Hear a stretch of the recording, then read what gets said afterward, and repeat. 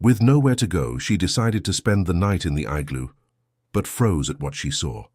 Eleanor clutched the small bundle to her chest as snowflakes fell on her dark shawl.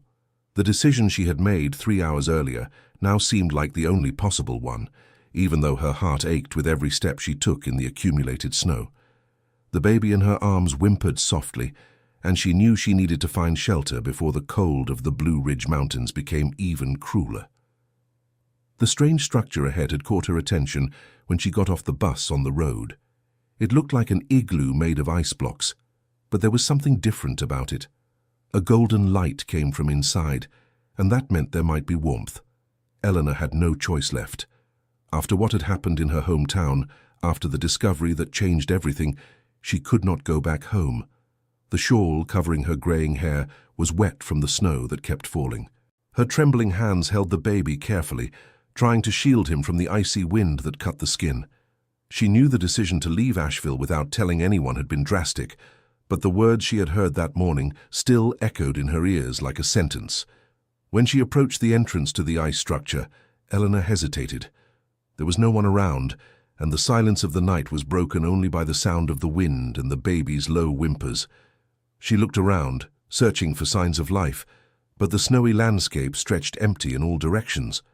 The road she had come from was no longer visible through the blizzard.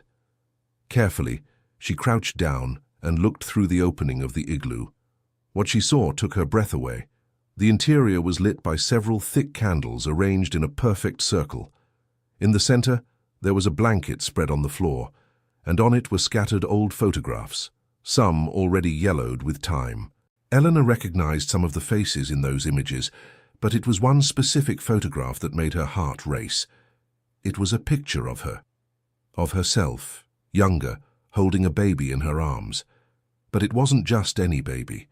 It was the same baby she was carrying now. Dear listener, if you're enjoying the story, please take a moment to like and especially subscribe to the channel. It helps us a lot as we are just starting out. Now continuing. Eleanor felt her legs weaken. How was that photograph there? How was it possible that a picture of her from over 40 years ago was inside that strange structure? She looked again at the baby in her arms, and for a moment she had the feeling that time had stopped. Even with the biting cold, she decided to enter the igloo. She needed to understand what was happening. The warmth from the candles was welcome, and she carefully sat on the blanket, placing the baby on her lap. The photographs were arranged as if someone had organized them specifically for her to see. There were more images, one of her as a child, playing in her grandmother's backyard, another of her on the day of her wedding to Howard, over 50 years ago, and several others she didn't remember seeing before, as if someone had documented moments of her life she herself had forgotten. But it was when she saw the last photograph that she understood the magnitude of what she was facing. The image showed a middle-aged man with glasses and a graying beard, holding a baby. The man was her son Gregory, who had left Asheville 15 years ago after a terrible family fight. And the baby in the picture was clearly the same one now in her arms. Eleanor felt a wave of conflicting emotions, anger, confusion, hope, and fear mixed in her chest as she tried to process what she was seeing. The baby she had found abandoned that morning on her doorstep, the baby that had made her take the desperate decision to flee, was not a stranger. He was her grandson. The sound of footsteps in the snow made her quickly look toward the entrance of the igloo. A shadow was approaching, and Eleanor instinctively pressed the baby against her chest. Her heart was beating so hard she was sure it could be heard for miles. The figure that appeared in the entrance was not who she expected to see. It was a younger woman, perhaps in her 40s, with dark hair tied in a bun and green eyes that shone in the candlelight. She wore a heavy coat and tall boots, as if prepared to face the cold of the mountains. "Eleanor?" asked the woman, and her voice held a tone of recognition that made the elderly woman shiver.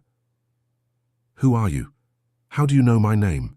Eleanor replied, her voice trembling from both cold and fear. The woman entered the igloo and sat on the other side of the circle of photographs, keeping a respectful distance. Her eyes fixed on the baby Eleanor was holding, and for a moment she seemed to be wrestling with her own emotions. "My name is Meredith Sullivan Harrison, and I have been looking for you for 3 days," she said, removing gloves from her hands. "Ever since I discovered my baby was missing." Eleanor felt as if the world had stopped spinning. The woman's last name echoed in her mind like a painful echo from the past. Sullivan was the maiden name of her daughter-in-law, the woman Gregory had married before leaving for the South. You are the Meredith who married my Gregory?" asked Eleanor, her voice barely above a whisper. Meredith nodded slowly, and tears began to form in her eyes. "I am, and that baby you are holding is my son. He is Wyatt, the grandson you never knew." The silence that followed was as heavy as the snow that continued to fall outside. Eleanor looked at the baby in her arms, now seeing clearly the familiar features she had noticed but couldn't identify. The shape of the eyes was the same as Gregory's when he was a baby. The small birthmark on the chin was identical to the one Howard had had. But how was he on my doorstep? Why did you—" Eleanor began to ask, but the words got lost in her throat. Meredith took a deep breath before answering, clearly preparing for a difficult explanation. "Because Gregory has been in St. Jude's Regional Hospital for a week. He had a work accident and is in critical condition. I couldn't take care of Wyatt and be at the hospital at the same time. I have no family here in the region and—" She paused, wiping a tear that trickled down her face, "and I knew that despite everything that happened between you, you were the only person in the world who could care for him as he deserves." Eleanor felt as if she had been punched in the stomach. Her son, the son she hadn't seen in 15 years, was fighting for his life in a hospital, and she knew nothing about it. The anger and pride she had carried all those years suddenly seemed insignificant in the face of possibly losing him forever. "Why didn't you come to me directly? Why did you leave Wyatt on my doorstep as if he were abandoned?" asked Eleanor, trying to keep her voice steady. "Because I didn't know if you would accept me. Gregory always spoke of the fight you had, of how you threw him out of the house when he said he was moving to North Carolina. I didn't know if you would even want to see your grandson," Meredith explained, her trembling hands fiddling with one of the photographs. "I left Wyatt with you because I knew that, regardless of your feelings toward me or Gregory, you would not abandon a child." Eleanor closed her eyes and remembered that terrible morning, 15 years ago, when Gregory had announced he would leave Asheville to work in the Blue Ridge Mountains region. The argument had been awful, with harsh words said on both sides. She had accused him of abandoning the family, and he had accused her of being controlling and possessive. The last thing he said before leaving home forever was that one day she would understand that not every separation is abandonment. "I was a fool," murmured Eleanor, looking at Wyatt, who slept peacefully in her arms. 15 years wasted on pride and stubbornness." "They weren't wasted," said Meredith, moving a little closer. "Gregory always spoke of you fondly, even after the fight. He always said you were the strongest woman he knew, and that when he had a son, he hoped he would have at least half your determination."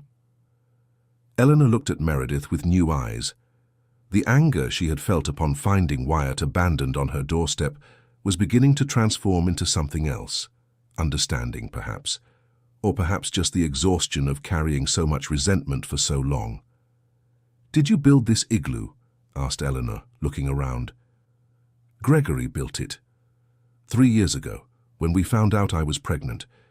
He said he wanted to make something special, a place where our family could gather. He collected snow and ice from the last hard frost and built this in one night. The photographs. He brought them little by little whenever he visited you without you knowing." Eleanor felt her heart tighten. "He visited me?" "Every month. He would hide across the street and watch your house. He took photographs when you were in the garden, when you had visitors, when you went to the market. He wanted to be close, even knowing you wouldn't forgive him," Meredith explained, picking up one of the most recent photographs. "This one was taken last month when you were watering your flowers." Eleanor recognized the image. It was herself in her garden, tending to the rose bushes Howard had planted before passing away. She hadn't noticed anyone watching her, but now she remembered feeling a strange sensation that she wasn't alone. "Why did he never approach?" she asked, her voice choked. "Because you had made it clear you didn't want to see him. And Gregory is as stubborn as you are. He wasn't going to humiliate himself if he thought he'd be rejected again," Meredith replied. But he never stopped loving you, and he never stopped hoping that one day you could reconcile. The baby in her arms stirred and opened his eyes. They were dark eyes like Gregory's, but there was a sweetness in them that she recognized as Howard's. Wyatt looked at her as if he knew her, as if he knew who she was. "He's hungry," said Meredith, taking a bottle from her bag. "May I?" Eleanor hesitated for a moment before handing Wyatt to Meredith. She watched as the young mother fed her son with care and love, and felt a pang of envy. She had lost the chance to see her own son grow up, to know her daughter-in-law, to be present at her grandson's birth. "Meredith, forgive me for asking, but why are you here?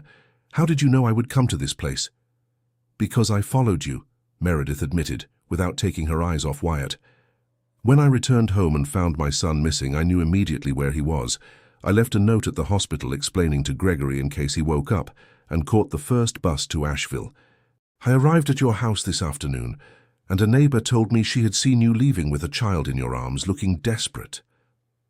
Eleanor remembered Mrs. Mildred, the curious neighbor who always watched everything from her house window. "And you guessed I would come here?" "I didn't guess, I followed you.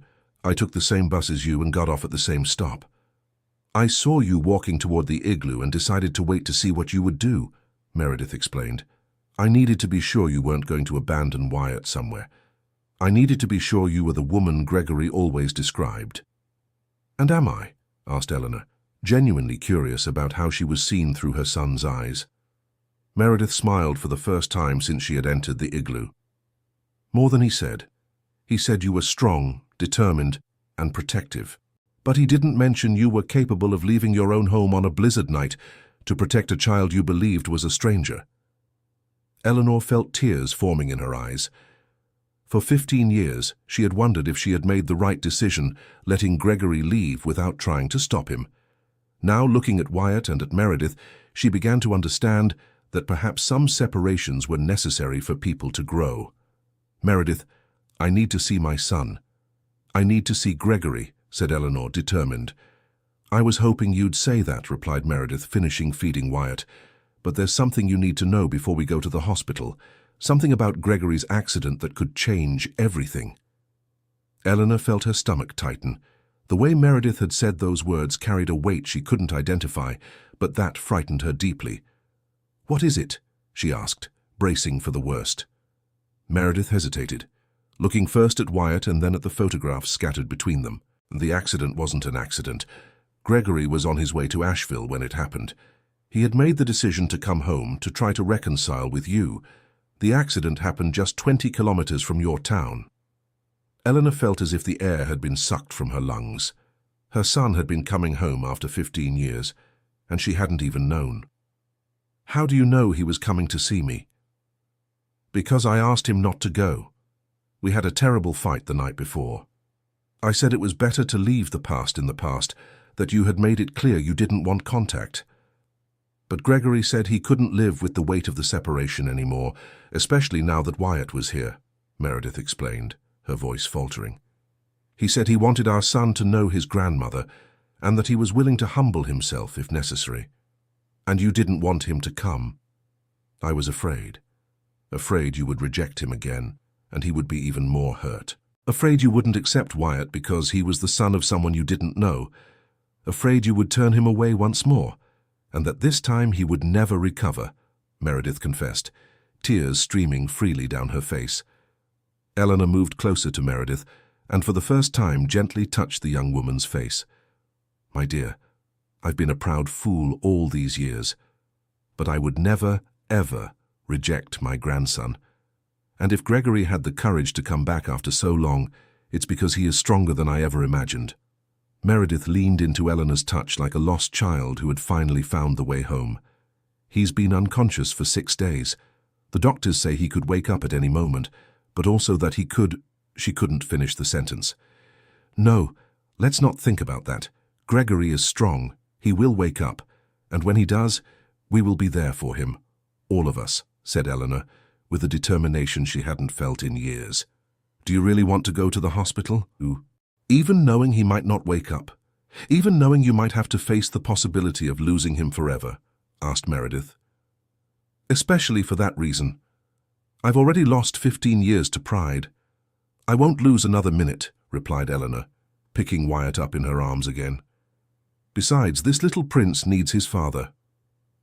Meredith smiled through her tears and began gathering the photographs.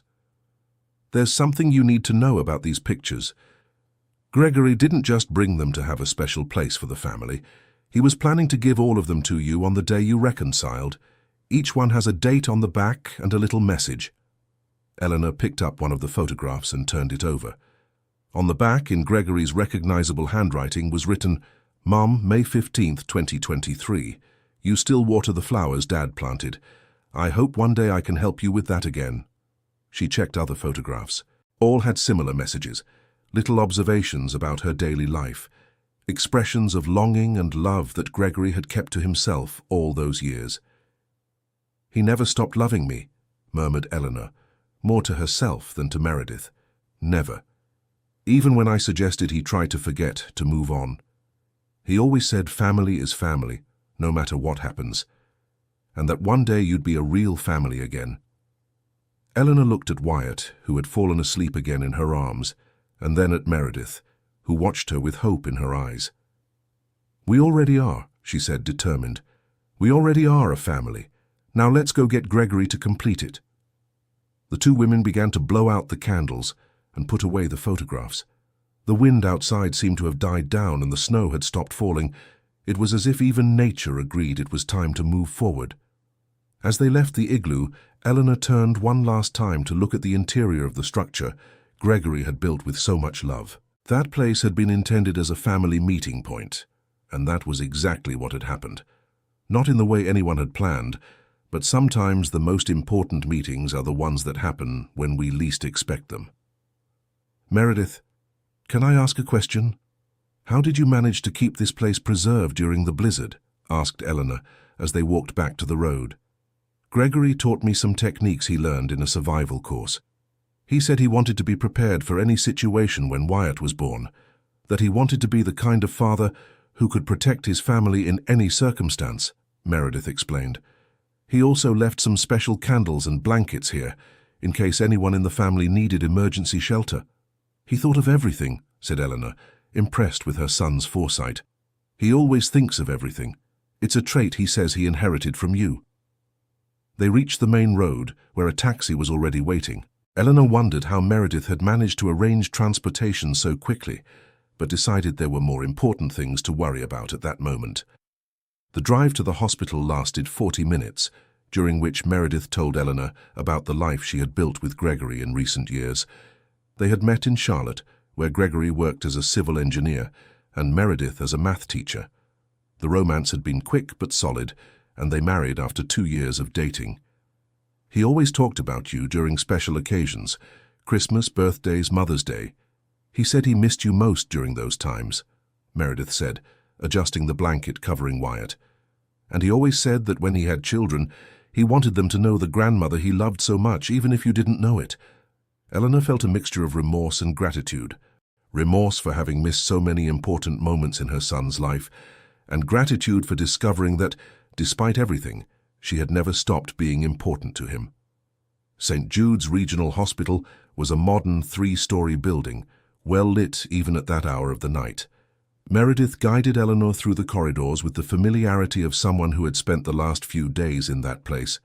Nurses and doctors greeted Meredith by name, showing the affection they had developed for the family during Gregory's hospitalization. "Dr. Stephen, this is Eleanor, Gregory's mother," Meredith introduced when they reached the room. The doctor, a middle-aged man with graying hair, extended his hand to Eleanor with a gentle smile. "Mrs. Eleanor, it's a pleasure to meet you. Gregory spoke of you often during the moments he was conscious in the first few days." Eleanor felt her heart tighten. "How is he, doctor?" "Stable, but still unconscious. He suffered a significant head trauma, but the tests show his progress is positive. We are optimistic he will wake up soon," explained Dr. Stephen. "The presence of family is very important in these cases. Sometimes the voices of loved ones can make a difference in the recovery process." "May I see him?" asked Eleanor, trying to prepare herself emotionally for what she would find on the other side of the hospital room door. "Of course. but I must warn you that he has some medical equipment connected. Don't be alarmed by the sounds or the appearance. It's all normal for this type of situation." Meredith held Eleanor's free hand as they entered the room. Wyatt slept soundly in his grandmother's arms, unaware of the drama unfolding around him. Eleanor was not prepared for what she saw. Gregory looked so young lying in that hospital bed. His dark hair had only a few grey strands at the temples, and his face, even swollen from the injuries, still bore the features of the boy she had raised. There were tubes connected to his arms, and a ventilator helping to keep his vital functions stable. "My son," murmured Eleanor, approaching the bed. She sat in the chair beside the bed and reached out to gently touch Gregory's face. His skin was warm, and she could feel his steady breathing. For a moment, it was as if she had gone back in time and was once again the mother watching over her little son's sleep after a nightmare. "Gregory, my love, it's Mom. I'm here," she said, her voice trembling with emotion. "And I brought a surprise for you. I brought Wyatt." Meredith approached the other side of the bed and held Gregory's hand. "Honey, your mother is here, and she loves Wyatt as if he were her own son," said Meredith, tears streaming down her face. Eleanor looked at Wyatt, who had opened his eyes and seemed to be watching his father with childish curiosity. "Gregory, your son needs you. We all need you. I know I made many mistakes, my son. I know I was proud and stubborn when you said you were leaving. But I never ever stopped loving you," continued Eleanor, her voice breaking. "Please wake up. Please come back to us." For a few minutes, the two women remained silent, just watching Gregory and waiting for any sign that he might be hearing them. The sound of the medical equipment created a steady rhythm that was somehow comforting. "I should have gone after him," said Eleanor, finally breaking the silence. "When he left home, I should have run after him and asked for forgiveness." "And I should have encouraged him to reach out to you sooner," replied Meredith. "We both made mistakes trying to protect the people we love." "But now we are here, and we will take care of him together," said Eleanor, looking at Meredith with determination. It was at that moment that Wyatt began to cry. It wasn't a cry of hunger or discomfort, but a loud, insistent cry that filled the entire room. Eleanor tried to soothe him, rocking him gently, but the baby kept crying. "Perhaps he senses something is wrong," suggested Meredith, trying to help calm her son. "Or maybe he's trying to get his father's attention," said Eleanor, a sudden idea forming in her mind. "Gregory, your son is crying. He needs you to wake up. He needs to meet his daddy." Wyatt kept crying, and Eleanor decided to bring him closer to the bed. She positioned the baby so one of his tiny hands touched Gregory's arm. "Look, Wyatt, this is your daddy. He loves you very much even while he's sleeping," said Eleanor, guiding the baby's little hand to touch Gregory's hand. What happened next left both Eleanor and Meredith breathless. Gregory's fingers moved slightly, as if trying to hold his son's hand. It was an almost imperceptible movement, but both women saw it. "Gregory," called Meredith, leaning over him. "Can you hear me? Dear listener, if you're enjoying the story, please take a moment to like and especially subscribe to the channel. It really helps us who are just starting out. Now, continuing." Gregory's eyes began to move beneath his closed eyelids, as if he were dreaming. Eleanor held her breath, keeping Wyatt close to his father and watching for every small sign that her son might be returning to consciousness. "Dr. Stephen," called Meredith without taking her eyes off Gregory. The doctor entered the room quickly, followed by a nurse. They checked the monitors and observed Gregory's vital signs, which were beginning to show signs of change. "This is a good sign," said Dr. Stephen, checking Gregory's pupils with a small penlight. "Brain activity is increasing. Keep talking to him. Family stimulation might be helping the waking process."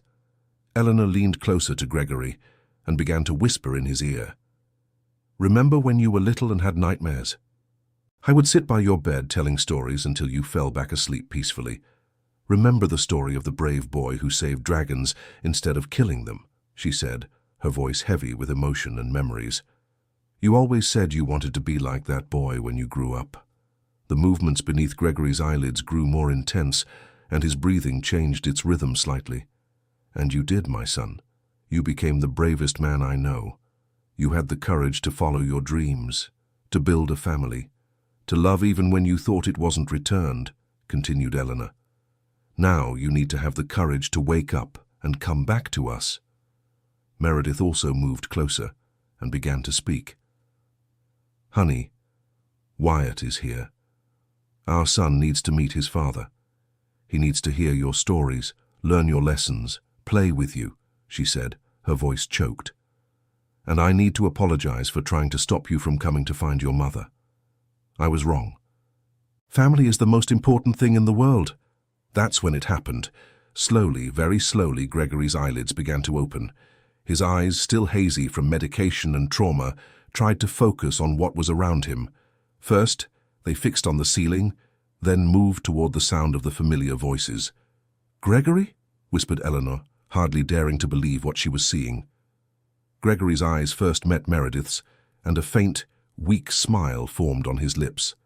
Then slowly, his gaze turned to Eleanor, and when he recognized her, tears began to form in his eyes. "Mom!" His voice was hoarse and weak, but it was his voice. "Yes, my son, I'm here," answered Eleanor, tears streaming freely down her face. "I'm here, and I'm never leaving again."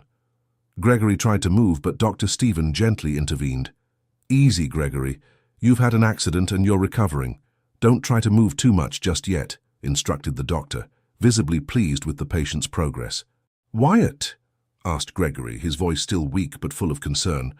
"He's right here, my love," said Meredith, taking the baby from Eleanor's arms and bringing him closer to his father. "He's fine, and your mother took care of him as if he were her own son." Gregory looked at Wyatt and then again at Eleanor, and in that look was a mixture of gratitude, love, and a plea for forgiveness that needed no words. "I was going to look for you," said Gregory with difficulty. "I wanted you to meet your grandson." "I know, my son." "And now we are all here together," answered Eleanor, holding Gregory's hand. "We won't be apart anymore."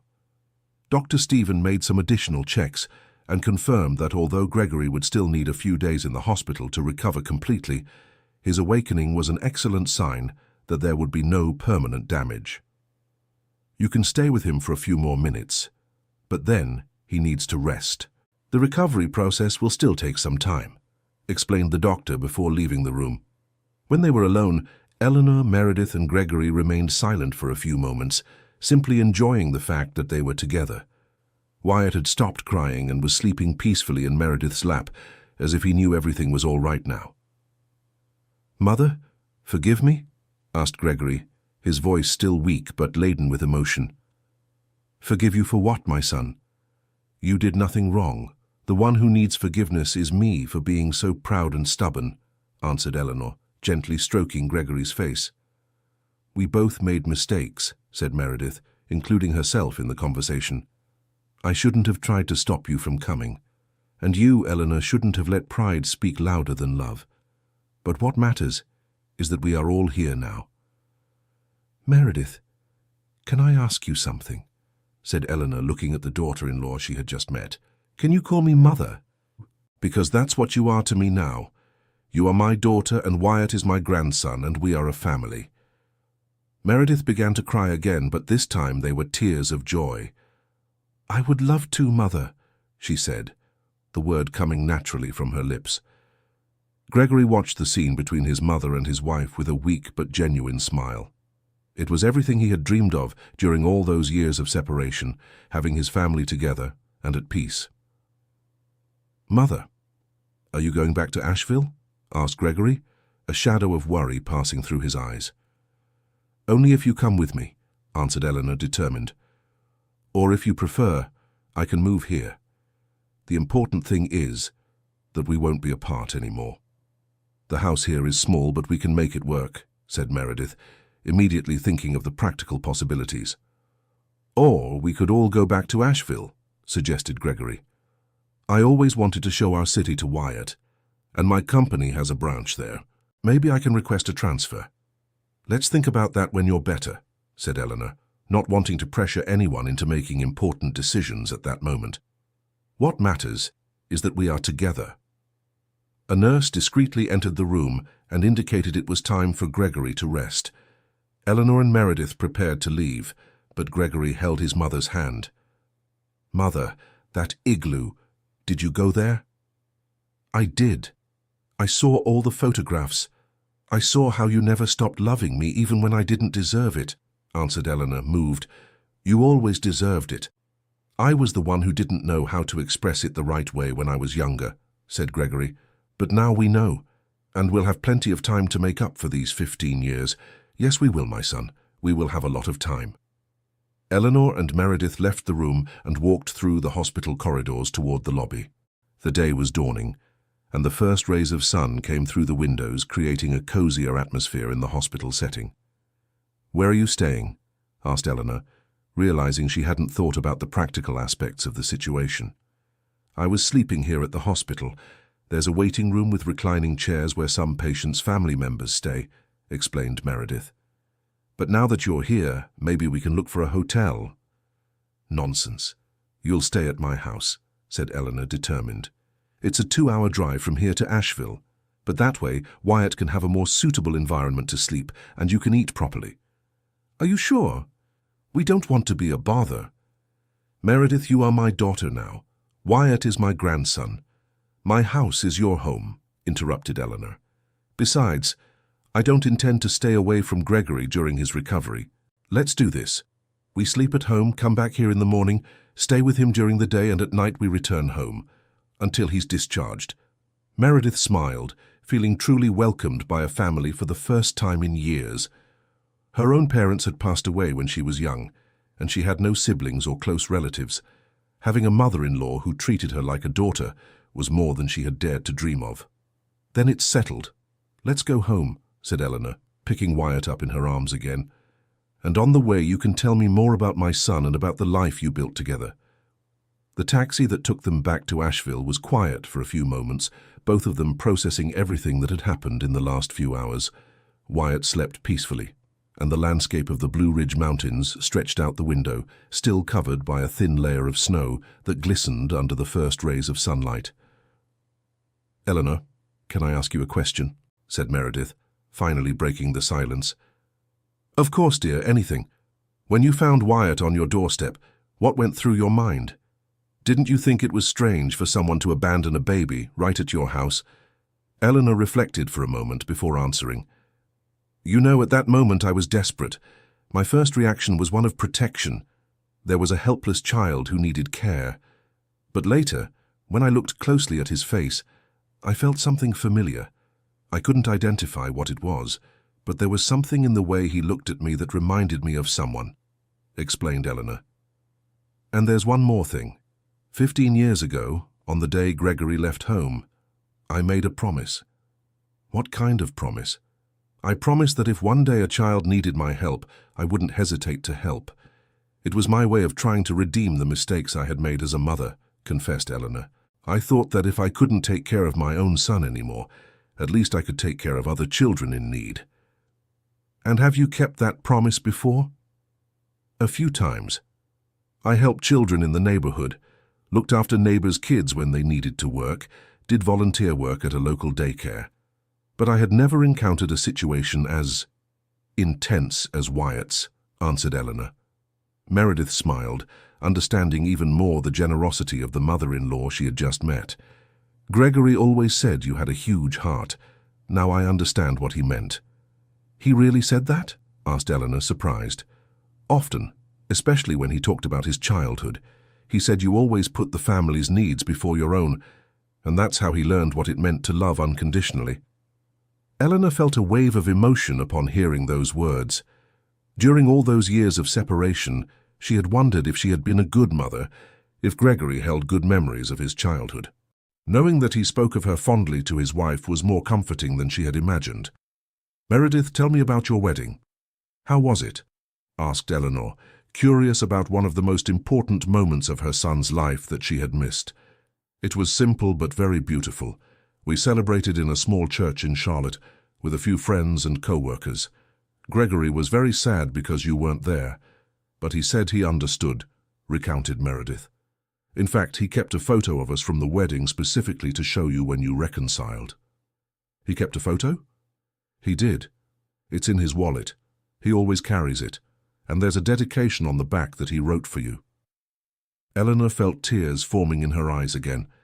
The idea that her son had thought of her on one of the most important days of his life, even after years of separation, touched her heart deeply. "When he is discharged from the hospital, I want to see that photo," she said. "Of course. And I have several others at home, from the wedding, from Wyatt's birth, from special moments in our life. Gregory always said that one day you would be together again, and he could share all of this with you." The taxi stopped in front of Eleanor's house, a 2-story building with a small front garden, where rose bushes still held a few flowers even in winter. The house had a cozy look, with wide windows and a porch where Eleanor used to sit and watch the street. "Is this where Gregory grew up?" asked Meredith, looking at the house with curiosity. "Yes, in that room on the 2nd floor, with the window facing the garden. He would spend hours there studying or reading," Eleanor told, pointing to one of the windows. "And he loved playing in this garden. He was the one who helped me plant most of these rose bushes." Meredith imagined Gregory as a child running through that garden, helping his mother with the flowers, and felt an even greater connection to the place where her family had begun. When they entered the house, Eleanor turned on the heater and prepared the guest room for Meredith and Wyatt. It was a simple but comfortable room, with a double bed and a crib she had kept since Gregory was a baby. "Was this crib Gregory's?" asked Meredith, moved. "It was. Howard, my late husband, made it with his own hands when we found out I was pregnant. I could never bring myself to get rid of it," explained Eleanor, preparing the crib for Wyatt. "I always thought that one day it would be for my grandchildren." "It's perfect," said Meredith, carefully placing Wyatt in the crib. The baby settled in immediately, as if he knew he was in a special place. Eleanor prepared a simple meal, while Meredith showered and changed. It was strange but comfortable to have life in the house again. For 15 years she had grown accustomed to the silence and loneliness, but now she realized how much she had missed having a family to care for. "Eleanor, there's something I'd like to know," said Meredith when she joined her mother-in-law in the kitchen. "What was it like for you to raise Gregory alone after your husband passed away?" Eleanor paused what she was doing, the memories of that time coming back strongly. "It was very difficult. Howard died when Gregory was only 12. A traffic accident on his way to work," she told, her voice growing softer. "Suddenly I was a widow and a single mother, trying to play the role of both father and mother at the same time." "And how did Gregory react?" "He tried to be strong, but he was just a child. He took on responsibilities he shouldn't have, tried to take care of me when I was the one who should have been taking care of him," Eleanor recalled. "Perhaps that's why I became so desperate when he said he was leaving. I had already lost Howard. I didn't want to lose Gregory, too." "I understand, and now I understand his reaction better, too. He grew up taking care of you, so when he decided to follow his own path, he must have felt guilty about leaving you alone." "Exactly. And instead of encouraging him to follow his dreams, I made him feel even more guilty. I said terrible things during that argument," confessed Eleanor, the remorse evident in her voice. "What kind of things?" "I said he was abandoning the family as if we meant nothing to him. I said he was being selfish and ungrateful. I said if he left home he wouldn't be welcome back," reported Eleanor, tears streaming down her face. "They were the cruelest words I've ever spoken in my life, and I've never forgiven myself for it." Meredith approached Eleanor and hugged her. "But you were scared. You were hurting. People do and say things they regret when they're in pain," comforted Meredith. "The important thing is that Gregory never truly believed you didn't love him. He always knew those words came from pain, not from the heart." "How do you know that?" "Because he told me. In our first serious conversation about family, he explained the whole situation. He said he understood your reaction, even though it hurt him deeply, and he said that one day you two would find your way back to each other," explained Meredith. "He never held a grudge, Eleanor. He was just waiting for the right time to come back."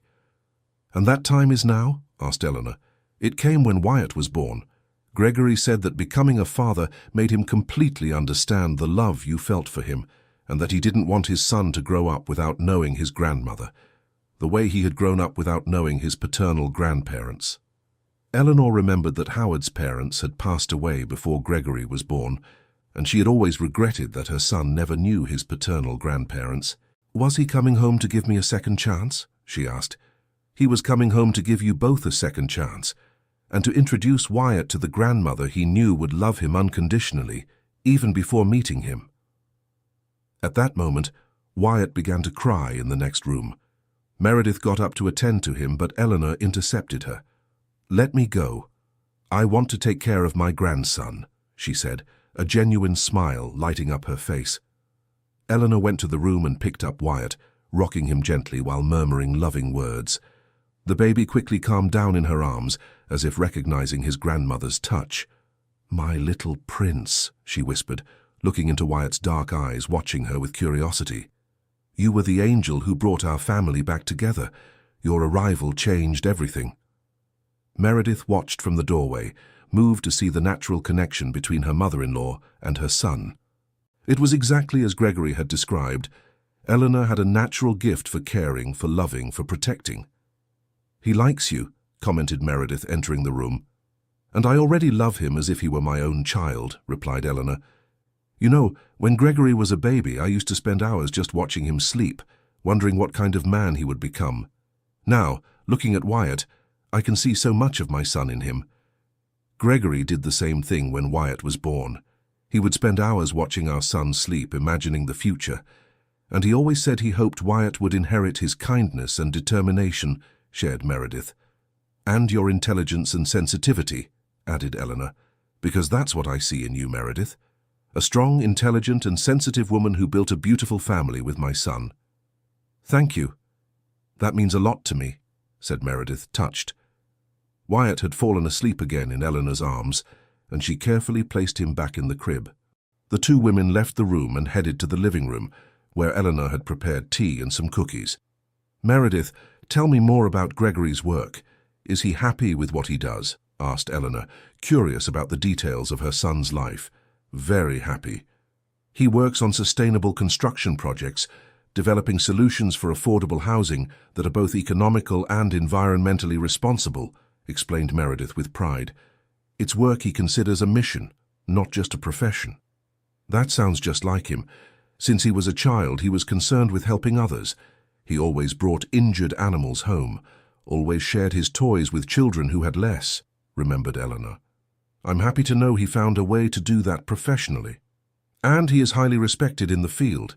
He has already received some awards for his projects, and there's a company in New York City that wants to hire him to lead a major housing project," shared Meredith. "In New York City?" asked Eleanor, a shadow of worry passing through her eyes. "Yes, but he refused. He said he didn't want to move so far away now that Wyatt had been born. And most importantly, he said he didn't want to distance himself even further from you," explained Meredith. Eleanor felt a mix of relief and remorse. Relief to know that Gregory had refused an opportunity out of consideration for the family, and remorse for realizing that her distance had influenced important decisions in his life. "He shouldn't have refused because of me. I don't want my past stubbornness to harm his future," she said, worried. "It wasn't just because of you. It was out of love for the family, for our family. Gregory believes certain things are more important than professional success." "And I agree with him," replied Meredith. "But if it's a very good opportunity—" "Eleanor, there are always opportunities, but family is unique."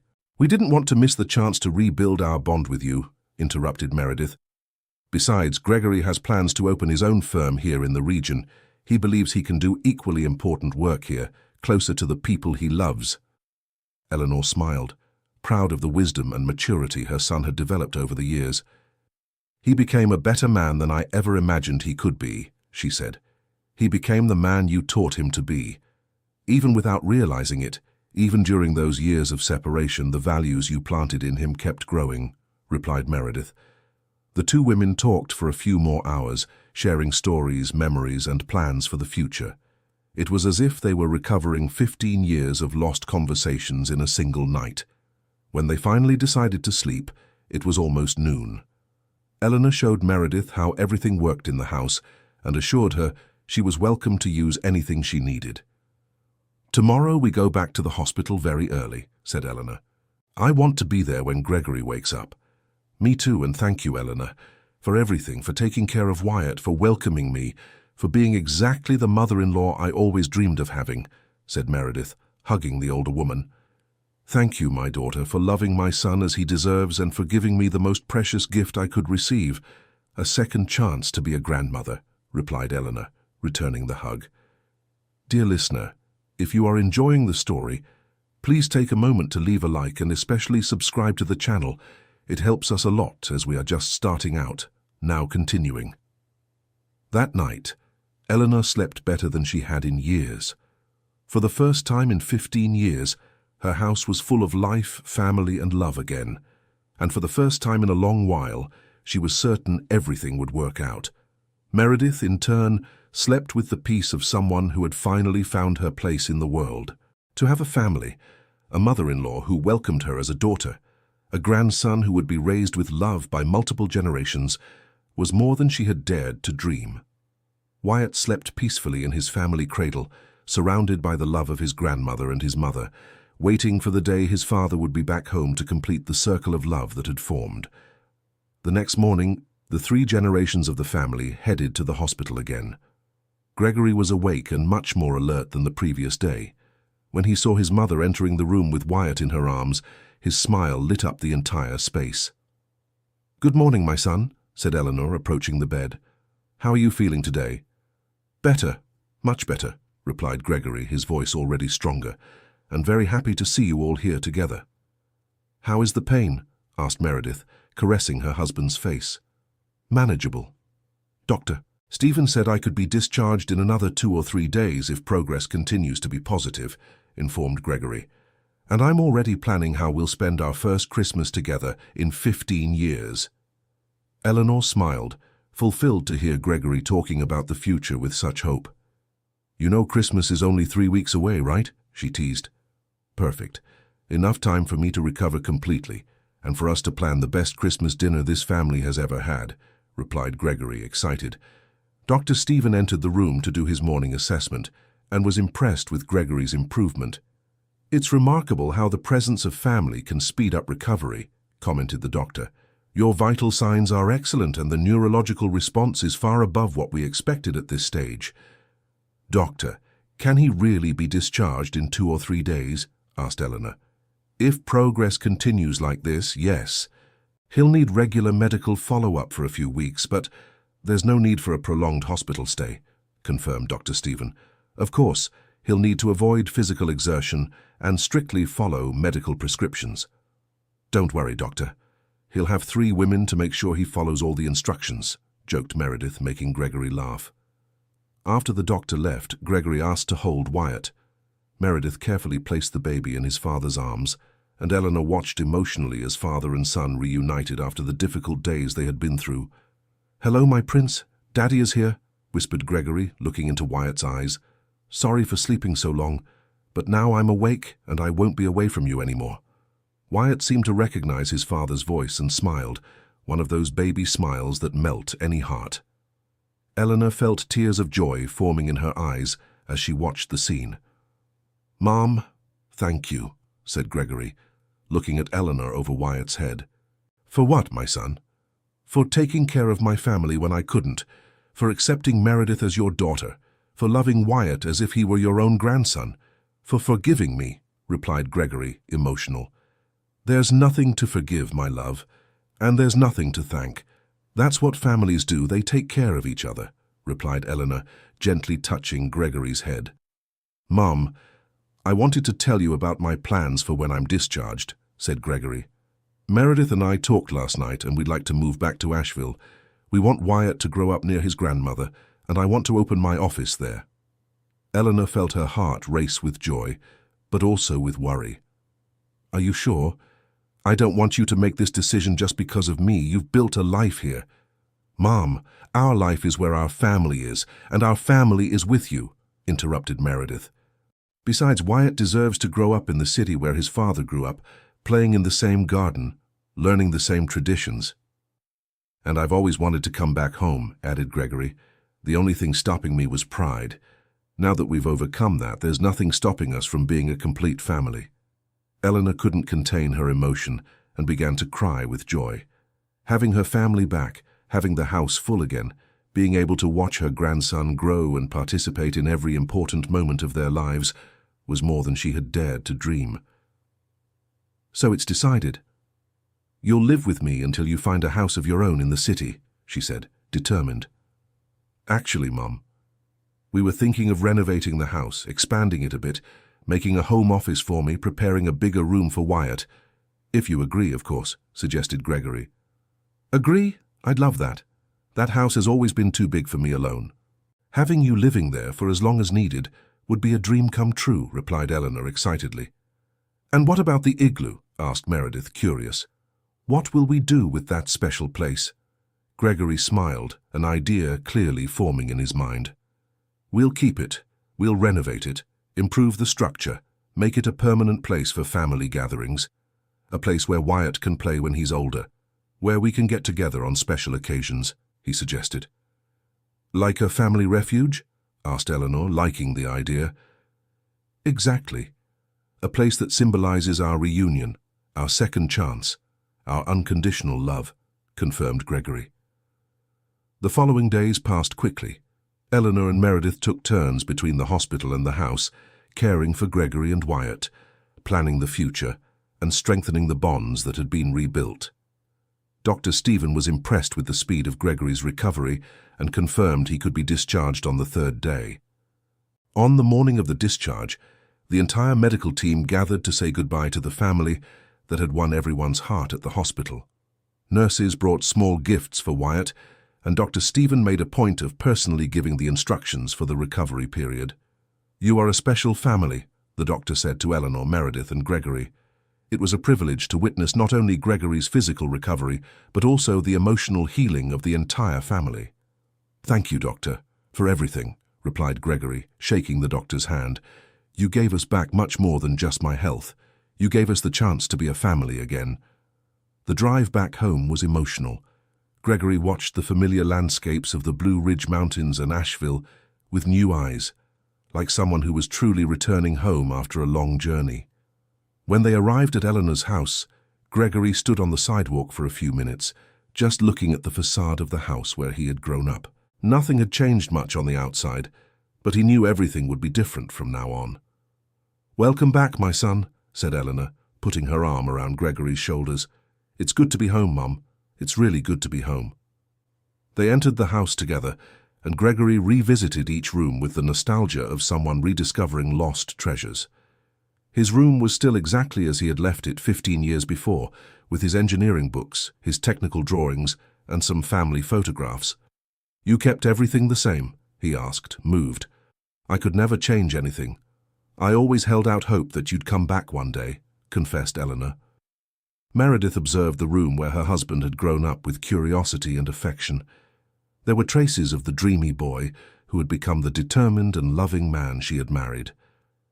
"Will Wyatt sleep here when he's older?" she asked. "If he wants to. But first, we'll do the renovation we planned." "We want this house to be perfect for our family," replied Gregory. During the following weeks, as Gregory recovered completely, they planned the changes to the house in detail. The project included expanding the master bedroom to accommodate Gregory, Meredith, and Wyatt, creating a home office where Gregory could work, and modernizing the kitchen to facilitate family time. Gregory also began preparations to open his own sustainable architecture firm in Asheville. He had saved money over the years while working as an employee, and now felt ready to start his own business. Furthermore, he already had some contacts in the region interested in his services. The first week of December brought a special surprise. Gregory had arranged a meeting with a potential client for his affordable housing project, and when he arrived at the designated location, he discovered it was a city initiative to build a new housing complex for low-income families. The project was large and significant, exactly the type of work Gregory dreamed of doing. During the meeting, it became clear that his experience and his vision for sustainable and socially responsible architecture were exactly what the municipality was looking for. "Mr. Gregory, we would like to propose a long-term partnership. This is just the first of several similar projects we plan to implement in the coming years, explained the project coordinator. Your approach to sustainability and social functionality is exactly what our city needs. Gregory left the meeting elated. Not only had he secured an important client for his new firm, but he had also found the opportunity to do exactly the work he had always dreamed of, contributing to improving the lives of families in need of decent housing. When he got home and shared the news with Eleanor and Meredith, the 3 generations of the family celebrated together. Wyatt, now a few months old, seemed to join the party, happily babbling in his grandmother's arms. "My son, I am so proud of you," said Eleanor, hugging Gregory. "You not only came back home, but you brought with you the possibility of doing good for so many other families. And this is just the beginning, Mom. With Meredith supporting me, with you taking care of Wyatt when I need to work, and with a solid foundation here at home, I can focus completely on building something meaningful," replied Gregory, looking at his family with gratitude. "About that," said Meredith, a mysterious smile appearing on her face, "I also have some news to share." Gregory and Eleanor looked at her curiously. "The public school where I worked in Charlotte recommended me to the board of a school here in Asheville. They are implementing a new applied mathematics program and are looking for someone with my experience," announced Meredith, clearly pleased. "I will have the opportunity to lead a team of teachers and develop innovative teaching methods." "Meredith, that's wonderful," exclaimed Eleanor. "Our whole family working to improve the community. How proud I am. And the best part is that the school hours are compatible with Wyatt's care. I'll be able to work while he's with his grandmother and be home during the most important parts of the day," explained Meredith. Gregory hugged his wife, proud of how she had managed to find a perfect professional opportunity that allowed her to balance career and family. "You see?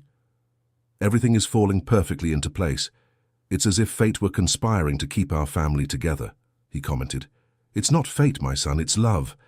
When there is true love, things tend to fall into place," said Eleanor wisely. Christmas was approaching quickly, and preparations for the family's first celebration together in 15 years were in full swing.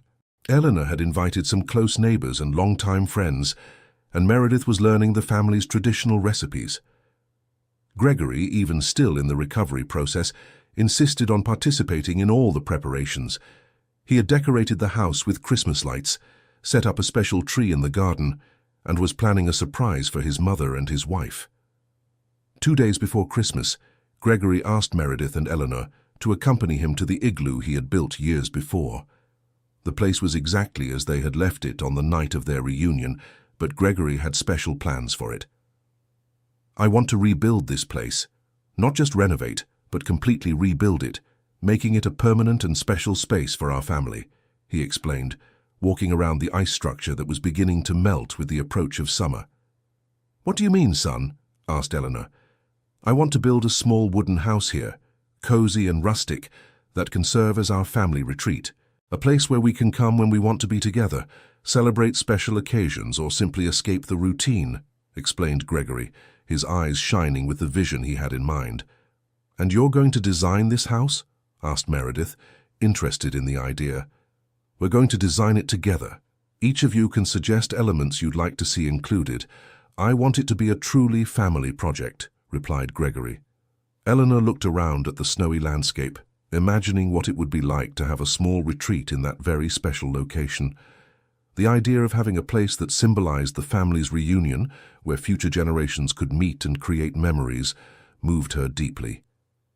"I would love to have a small garden around the house, with some of the flowers your father planted at home, so he can also be present in this special place," suggested Eleanor. "And I would like a space where we could cook together, maybe a rustic kitchen with a wood-burning stove, so we can prepare special meals when we're here," added Meredith. "Perfect.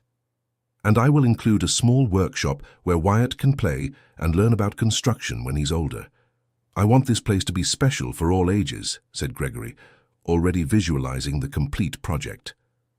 They spent a few hours at the site, planning and dreaming about the retreat they would build. It was more than just a house, it was a symbol of unity, of love, of second chances. On Christmas Eve, Eleanor's house was completely transformed. The Christmas decorations created a magical atmosphere, the aromas from the kitchen filled every room, and the anticipation for the celebration was in the air. Wyatt, now more active and responsive, seemed to sense that something special was happening. He smiled more, babbled happily, and showed a curious interest in all the activities around him. "Mom, can I give my Christmas present early?" asked Gregory during the Christmas Eve dinner. "Of course, son, but you didn't need to give me anything. Having you all here with me is already the best gift I could receive." Gregory left the room and returned with a carefully prepared package. When Eleanor opened it, she found a beautifully organized photo album. "These are all the photographs I took during these 15 years. Moments of your life that I followed from afar, mixed with moments of my life that I wish I could have shared with you," explained Gregory. "On the first page is the photo from our wedding that I kept especially for you." Eleanor opened the album carefully and on the first page found a beautiful photograph of Gregory and Meredith on their wedding day. On the back, an inscription was written, "For my mother who taught me what unconditional love is. One day I hope to introduce the woman I learned to love as you taught me." Tears streamed down Eleanor's eyes as she turned the pages, seeing years of her life documented by her son's watchful love, and years of his life she had missed but could now know through the pictures. "Gregory, this is the most precious gift I have ever received," she said, hugging her son with all the strength her arms allowed. "Now it's my turn," said Meredith, also retrieving a package from under the tree. "This is for the whole family." When they opened it, they found a large frame with an artistic illustration of the family tree. At the base were Howard and Eleanor, followed by Gregory and Meredith, and at the top, Wyatt. But the most moving part was that there were spaces intentionally left for future additions to the family. "So we never forget where we came from and always have room to grow," Assad explained Meredith. Eleanor looked at the frame with emotion, seeing her family portrayed as the strong, loving unit they had become again. "Now it's my turn," she said, heading to a cabinet from which she retrieved 2 packages. "This is for you, Meredith." Meredith opened it and found a set of family jewelry that had belonged to Gregory's grandmother. "These jewels have passed from mother to daughter-in-law in our family for 3 generations. Now it's your turn to wear them, and one day they will pass to Wyatt's wife," explained Eleanor. Meredith was moved, understanding the symbolic meaning of being officially accepted as part of the family through that rite of passage. "And this is for you, my son," said Eleanor, handing the second package to Gregory. Inside was Howard's pocket watch, which had been passed from father to son for several generations. "Your father wanted you to have this when you became a family man. Now is the right time," said Eleanor, watching Gregory hold the watch with reverence. "Mom, I will honor this tradition and pass this watch to Wyatt when he becomes a father," promised Gregory, moved. The Christmas night unfolded in perfect harmony. Neighbors and friends visited the family, all commenting on how wonderful it was to see Eleanor's house full of life again. Wyatt was the center of attention, charming everyone with his smiles and babbles. Mrs. Mildred, the curious neighbor who had informed about Eleanor's departure on the day of the reunion, made sure to congratulate the family on their reunion. "I always knew you would understand each other again one day," she said to Eleanor. "A mother and son who love each other so much cannot stay apart forever." "You were right, Mrs. Mildred. Love always finds a way," replied Eleanor, grateful for her neighbor's wisdom. After the last visitor left, the family was alone in the living room, watching Wyatt play with some of the gifts he had received. The atmosphere was one of complete peace, of a family that had found its place in the world. "You know what moves me most tonight," said Gregory, looking at his mother and his wife. "What is it, my son?" "It's knowing that Wyatt will grow up in a united family. He will never know the pain of separation, will never spend years without seeing his grandparents, will never carry the weight of family resentment," replied Gregory. "We managed to break a cycle that could have perpetuated for generations. And he will also grow up knowing stories of forgiveness, of second chances, of love that overcomes pride," added Meredith. "These are lessons that will make him a better man. Most importantly, he will grow up knowing that family is forever, no matter the mistakes we make, no matter the harsh words that may be said in moments of pain," said Eleanor. "True love always finds a way back." Wyatt, as if understanding the importance of the moment, looked at the three people surrounding him and smiled, one of those pure and innocent smiles that seemed to light up the world. "Our little angel," murmured Eleanor, picking him up in her arms. "You were the miracle that brought our family back together." "Actually, Mother, the miracle was the love that never died between us. Wyatt was just the catalyst that helped us find our way back to each other," said Gregory wisely. The conversation was interrupted by a soft knock at the door. Gregory went to answer and found Dr. Stephen at the entrance, carrying a small basket with a few gifts. "Dr. Stephen, what a surprise! Please come in," said Gregory, inviting the doctor inside. "Sorry to bother you on Christmas Eve, but I was passing through the area visiting other patients and couldn't resist the temptation to see how our special family was doing," explained the doctor, entering the living room. "Doctor, what a joy to see you here. How are you?" asked Eleanor, genuinely happy with the visit. "Very well, thank you. And you, Gregory, how are you feeling?" "Completely recovered, doctor, and happier than I ever imagined I could be," replied Gregory. Dr. Stephen observed the family scene with professional and personal satisfaction. It was rare to see a family that had been through so much trauma manage to rebuild itself so completely and harmoniously. "You know, in over 20 years of medicine, I've rarely seen anything as beautiful as your recovery.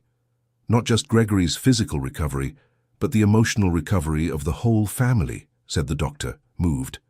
"Doctor, you were much more than a doctor to us. You were an angel who helped us find our way back to each other," said Meredith. "I just did my job.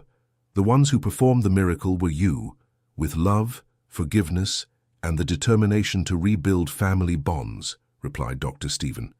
The doctor stayed for a few minutes talking with the family, playing with Wyatt, and observing the harmonious dynamic between the three adults. Before leaving, he made an observation that would be etched in everyone's memory. "You've created something very special here, a family that knows the value of forgiveness, that understands the importance of unity, that knows love is stronger than pride. Wyatt will grow up with the best possible examples." After the doctor left, the family prepared for bed. It was the first Christmas Eve in 15 years that Gregory had spent at his mother's house, and the first Christmas Eve that Wyatt spent getting to know his paternal grandmother. "Mother, thank you for giving me the chance to come back home," said Gregory, hugging Eleanor before going to his room. "Thank you, my son, for having the courage to come back. And thank you, Meredith, for giving me the chance to meet my daughter-in-law and my grandson," replied Eleanor, hugging them both. "Good night, family," said Meredith, carrying the sleeping Wyatt. "May this be the first of many happy Christmases together." That night, as the quiet house sheltered 3 reunited generations, Eleanor stayed for a few minutes at her bedroom window, looking at the garden where Howard had planted the rose bushes years ago. She imagined her late husband watching everything from heaven, proud of the family they had raised and the second chance fate had offered them all. "Howard, my love, our family is whole again. Gregory came home, brought a wonderful wife, and gave us a beautiful grandson. You would be so proud," she whispered to the stars. A gentle breeze stirred the window curtains, and Eleanor smiled, feeling as if Howard were there, approving and blessing the family reunion. The following months brought a new and rewarding routine for the whole family. Gregory successfully established his office, securing not only the City Hall project, but also other clients interested in sustainable architecture. Meredith assumed leadership of the applied mathematics program at the school and quickly became a reference in the region's educational field. Wyatt grew up surrounded by constant love and attention. Eleanor proved to be a dedicated and affectionate grandmother, always ready to care for her grandson while the parents worked. The family dynamic functioned perfectly, with each person contributing to everyone's well-being and happiness. In March, Gregory began construction of the family retreat on the site where the Igloo had stood. The project involved the whole family, with everyone contributing ideas and participating in the building process whenever possible. The small wooden house was built with much love and care. It had a main room with a fireplace, a rustic kitchen with a wood-burning stove as Meredith had wished, a small garden with Howard's favorite flowers as Eleanor had suggested, and a workshop where Wyatt could play and learn as Gregory had planned. "This place represents everything we are as a family," said Gregory on the day of the retreat's inauguration. It was born from a painful separation, was the setting for our reunion, and now it will be the place where future generations of our family can gather and create special memories.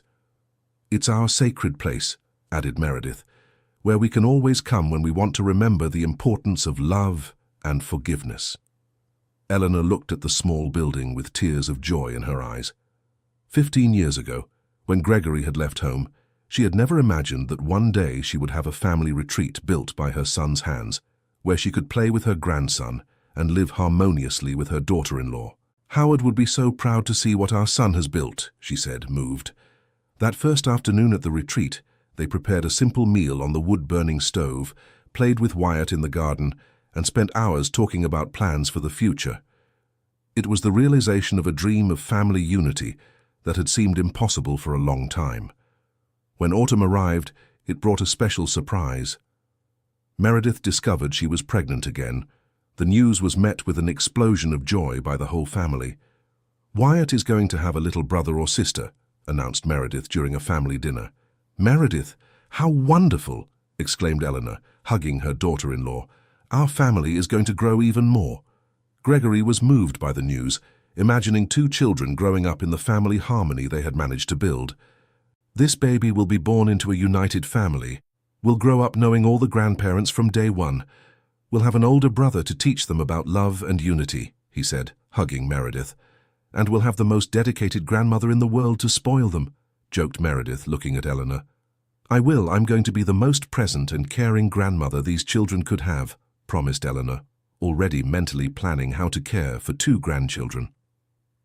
The pregnancy progressed peacefully, with Meredith being cared for by the whole family. Gregory proved to be an even more attentive husband, and Eleanor proved to be a perfect mother-in-law and grandmother, always ready to help with any need. Wyatt, even though still very young, seemed to sense that something special was happening. He had become even more affectionate with his mother and showed a special curiosity about her growing belly. At the family retreat, they spent special weekends preparing the environment to welcome the new family member. Gregory built a second crib, identical to the first, and Meredith chose decorations that harmonized with the rustic style of the place. "Our children will have the best childhood memories playing in this place," said Meredith, watching Gregory install a swing in the retreat's garden. "And they will learn early on about the importance of family, about forgiveness, about unconditional love," added Eleanor, rocking Wyatt in her arms. In December, during the second family Christmas gathering, Meredith gave birth to a beautiful baby girl who was named Sophia. The birth of the second granddaughter brought even more joy and unity to the family. "Now we have a prince and a princess," said Eleanor, holding Sophia for the first time. "Our family is complete." "No, Mum, our family is just beginning," corrected Gregory, watching Wyatt try to gently touch his little sister. "We still have a lot of growing to do. We'll see these children become adults, we'll have grandchildren and great-grandchildren. This is just the beginning of a long story of family love." Meredith watched her husband, her mother-in-law, and her 2 children with deep gratitude. She had found not just a family, but a family that understood the value of second chances, that knew how to forgive, that placed love above pride. "Sophia, welcome to the most loving family in the world," she whispered to her newborn daughter. The years that followed brought growth, prosperity, and, above all, much love to the family. Gregory's office became a benchmark for sustainable architecture in the region, contributing to improving the quality of life for hundreds of families through innovative housing projects. Meredith established herself as one of the city's leading educators, developing teaching methods that were adopted by schools throughout the region. Her passion for education and her ability to connect mathematics with everyday situations made her a beloved and respected teacher. Eleanor found complete fulfillment as a grandmother, dividing her time between caring for her grandchildren, maintaining the house garden, and supporting her children's professional projects. She became a reference in the community as an example of wisdom and generosity. Wyatt grew up as a happy and secure child, surrounded by constant love. By the age of 3, he was already showing interest in his father's constructions and his grandmother's plants, in addition to having developed a special affection for his sister Sophia. Sophia, in turn, proved to be a curious and affectionate child, who by the age of 2 already charmed everyone with her sweet personality and sharp intelligence. The family retreat became the setting for special celebrations, family gatherings, and moments of reflection. It was there that they celebrated important birthdays, spent special holidays, and gathered whenever they wanted to remember the importance of family unity. During one of these gatherings at the retreat, when Wyatt was 4 and Sophia was 2.5, Eleanor shared a reflection that would become a sort of family philosophy.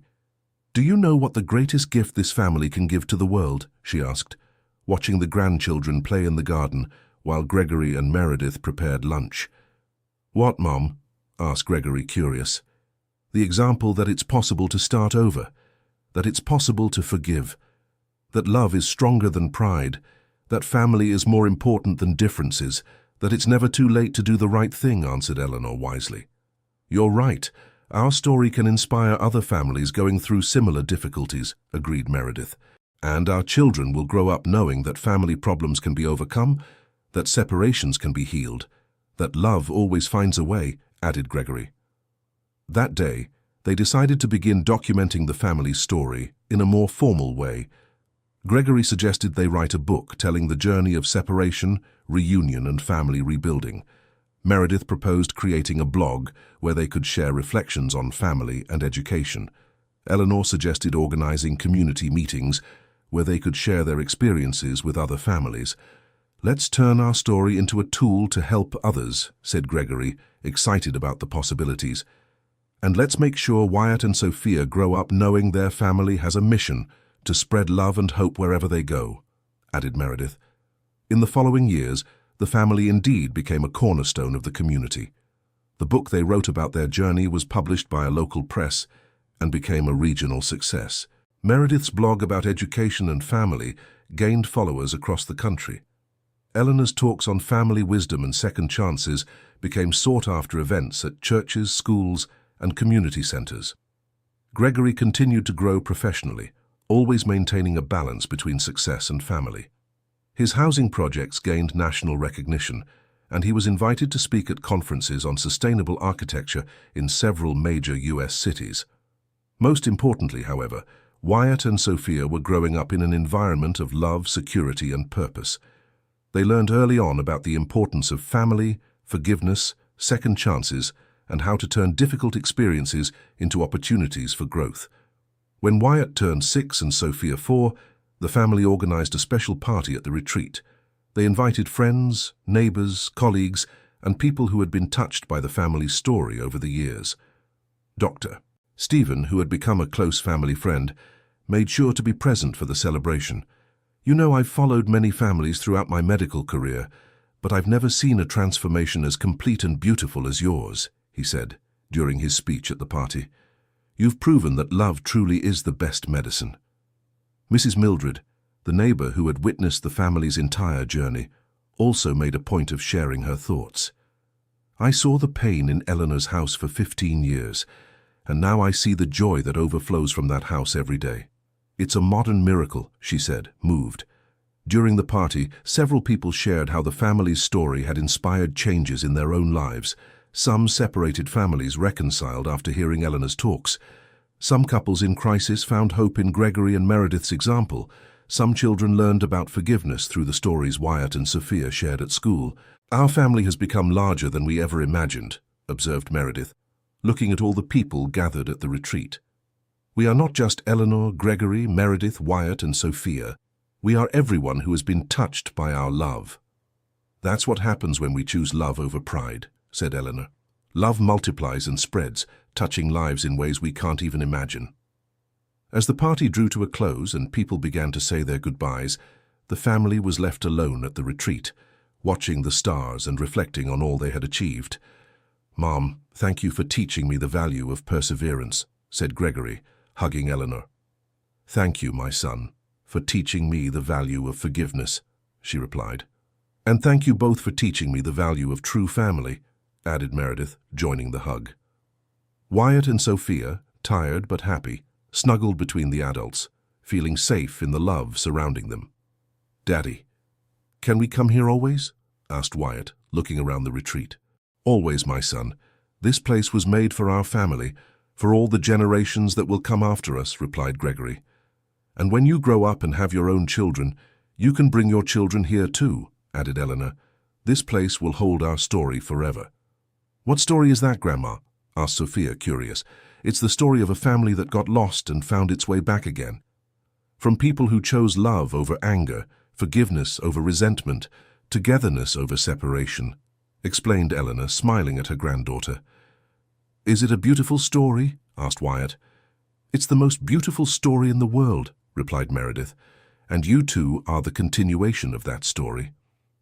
That night, as they returned home under a starry sky, the family knew they had built something special.